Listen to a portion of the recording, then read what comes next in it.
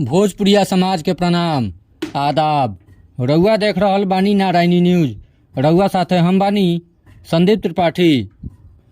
मुजफ्फरपुर जिला के सकरा प्रखंड के रामपुर मनी गांव के वार्ड संख्या 12 में आग लगला से आधा दर्जन घर जड़ गईल। आग के तेज लपटा में 4 गो लइका लइकी सब जिंदा जड़ के मर गईल।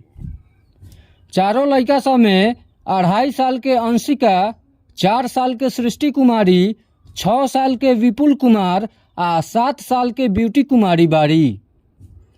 अबही ई अगलगी में केतना लोग के फंसल होखे के संभावना जतावल जा रहल बा। एह घटना के बाद उहवा हरना चिकार मच गईल बा। घटनास्थल का लगे गांव के लोग के भीड़ जमा हो गईल। 2 गो दमकल गाड़ी आग के बुझावे के प्रयास कर रहल बा।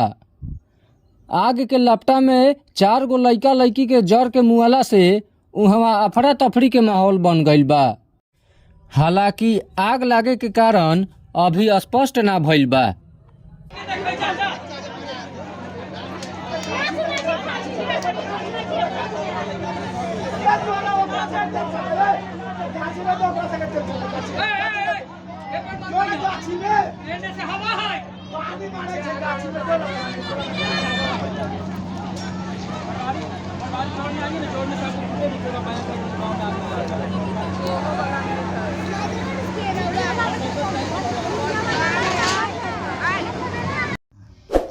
रउआ सभे नारायणी न्यूज के लाइक करी, सब्सक्राइब करी।